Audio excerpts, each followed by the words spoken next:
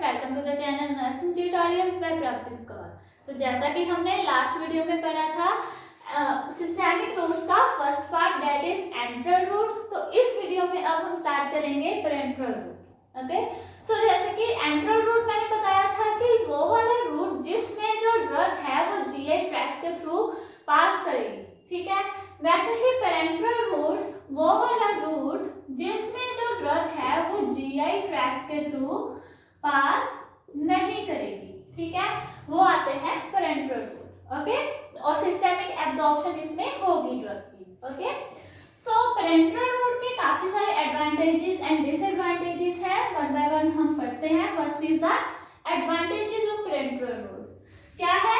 Action is more rapid, ठीक है। इसका जो एक्शन होता है वो काफी रैपिड होता है, ठीक है, बहुत जल्दी से ये जाके बॉडी में जाके रिएक्ट करती है और जल्दी से पेशेंट को ट्रीट कर देती है। Next is can be given to unconscious and uncooperative patient.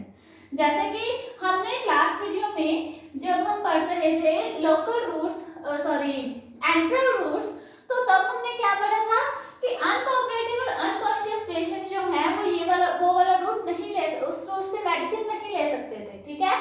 तो वो अब इधर एडवांटेज है कि यहाँ पर अनकॉन्शियस और अनकोऑपरेटिव पेशेंट भी इस रूट के थ्रू हम उनमें मेडिसिन एडमिनिस्टर कर सकते हैं। Okay, next is the gastric irritant, ठीक है। जो वहां पर हमने पढ़ा था कि गैस्ट्रिक इरिटेशन वहां पर होती थी जिसकी वजह से वॉमिटिंग्स वगैरह आ जाती थी।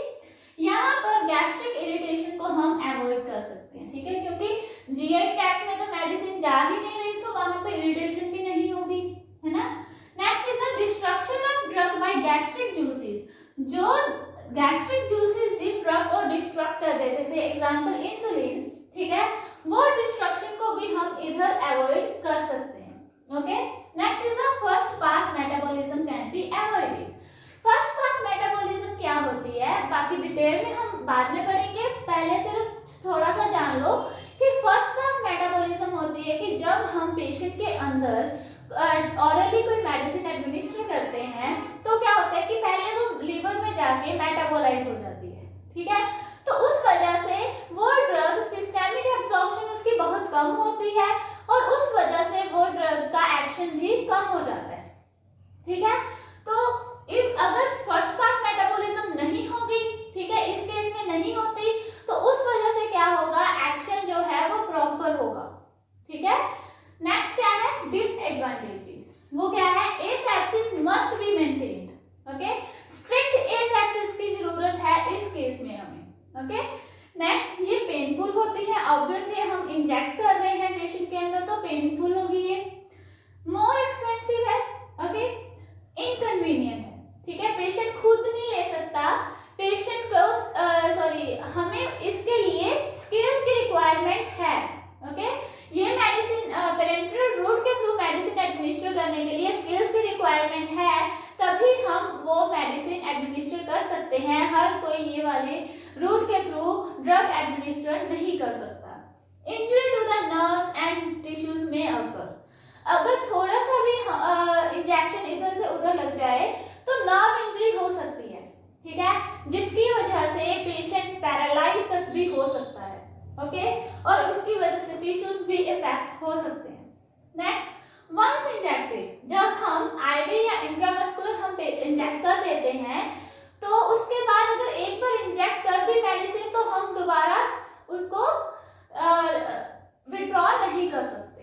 ओके, वो दोबारा विड्रॉ नहीं हो सकती। हाँ, उसका एंटीडोट दे के हम उसका एक्शन को मतलब रोक सकते हैं, बट विड्रॉ नहीं कर सकते एक बार जो इंजेक्ट कर दी medicine.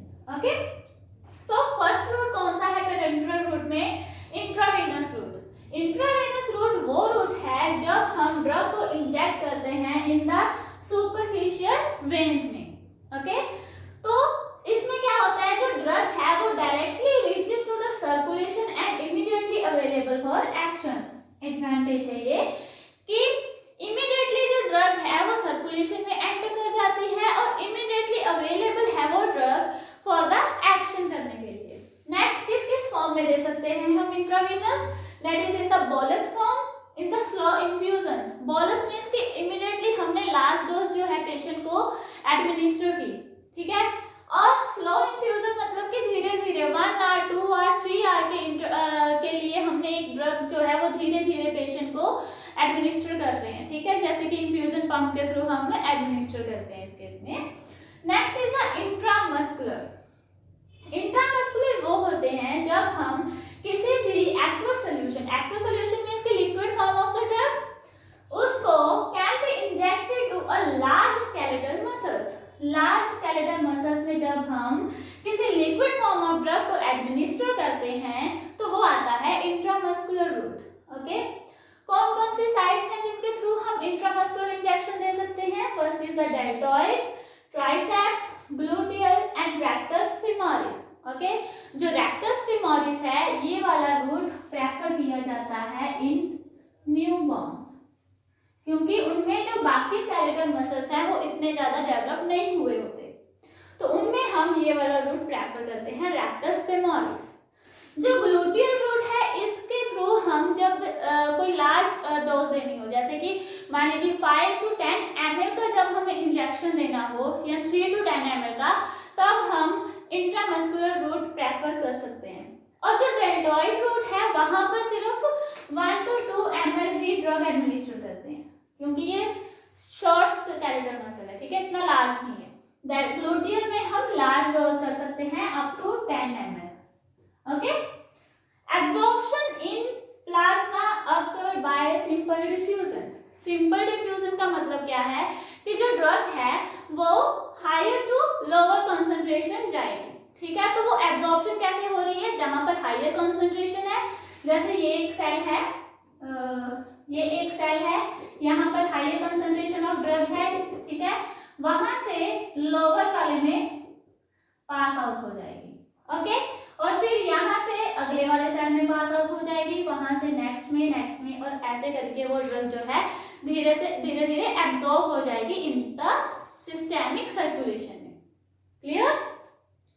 So volume should not exceed 10 ml।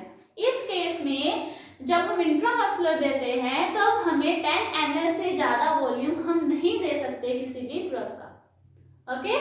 और एक और ध्यान रखने वाली बात ये है इंट्रामस्कुलर में कि जब हम मेडिसिन या जब हम ड्रग एडमिनिस्टर करते हैं तो हमें प्लंजर को पुल आउट करके देखना होता है कि एयर रिटर्न आ रही है या ब्लड रिटर्न आ रहा है, ठीक है।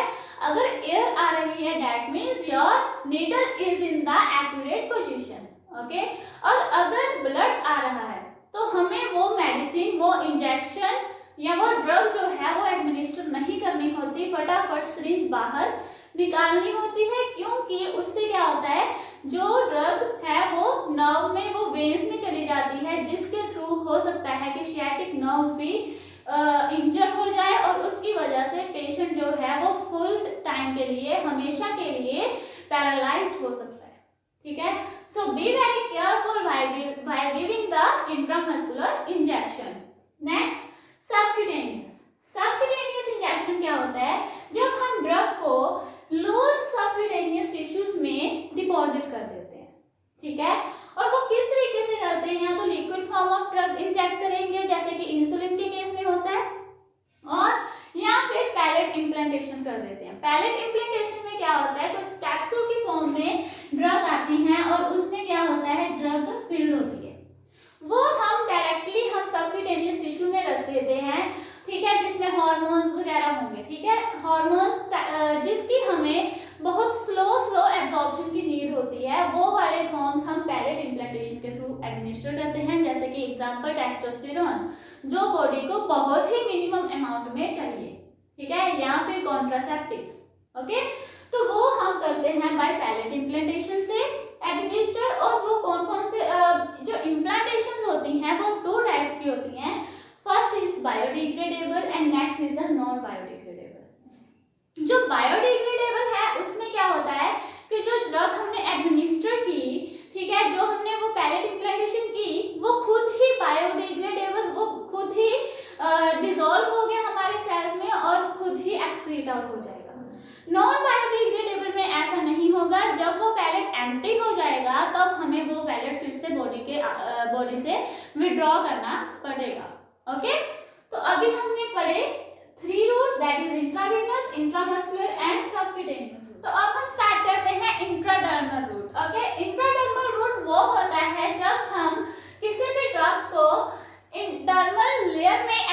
एडमिनिस्टर करते हैं। डर्मल लेयर कौन सी होती है? जब हम स्किन की लेयर्स पढ़ते हैं तो फर्स्ट आती है एपिडर्मिस और नेक्स्ट आती है डर्मिस। तो जब हम इस लेयर में ड्रग को एडमिनिस्टर करेंगे वो आता है इंट्राडर्मल रूट। इस रूट को हम क्यों चूज करते हैं? क्योंकि to perform the sensitivity test and for the vaccination. जब हमें वैक्सीनेशन करनी हो या कोई सेंसिटिविटी टेस्ट परफॉर्म करना हो उस केस में हम यूज करते हैं इंट्राडर्मल रूट को। और इस केस में नीडल साइज हमेशा स्मॉल लिया जाता है, दैट इज 26 to 30 गॉस की नीडल ही हम यूज कर सकते हैं। Okay, next is the inhalation route. Inhalation route कौन सा होता है? जब हम किसी ड्रग को वोलेटाइल लिक्विड की फॉर्म में या फिर गैसियस फॉर्म में एडमिनिस्टर करते हैं थ्रू द रेस्पिरेटरी ट्रैक्ट, वो रूट आता है inhalation route. Okay, volatile liquid वो लिक्विड्स होते हैं जो बहुत जल्दी अपने वेपर्स बना लेते हैं, ठीक है। तो उन लिक्विड्स को या फिर गैसियस फॉर्म ऑफ ड्रग को हम इनहेल करवाएंगे पेशेंट में तो वो रूट आएगा इनहेलेशन रूट। नेक्स्ट क्या है कि जो इनहेल्ड ड्रग्स होती हैं वो एक्ट ऑन पल्मोनरी एपिथेलियम पे या फिर mucous membrane of the respiratory tract, ठीक है। जो भी हम ड्रग को इनहेल करेंगे, पेशेंट इनहेल करेगा, वो ड्रग कहाँ पर एक्ट करेगी जाके? On the pulmonary epithelium plus on the mucous membrane of the respiratory tract, और वहां से वो ड्रग फिर एब्जॉर्ब होगी। ओके, नेक्स्ट डिसएडवांटेजेस क्या है इस रूट की कि कई बार क्या होता है जो पेशेंट ड्रग इनहेल कर रहा है उसकी वजह से पल्मोनरी एपिथेलियम जो है वो इरिटेट होती है। इरिटेट होने की वजह से पल्मोनरी सिक्रीशन ज्यादा हो जाती है, तो उस केस में पेशेंट को सांस लेने में भी प्रॉब्लम आ सकती है, डिफिकल्टी इन ब्रीदिंग हो सकती है, ठीक है। तो वो चीज हमें अवॉइड करनी चाहिए इस केस में। ओके, सो इस वीडियो में हमने क्या क्या पढ़ा आज? पेरेंटरल रूट के advantages, disadvantages plus 5 types of parenteral routes, that is intravenous, intramuscular, subcutaneous, intradermal and inhalation route. तो आई होप आपको ये वीडियो पसंद आई होगी और इसी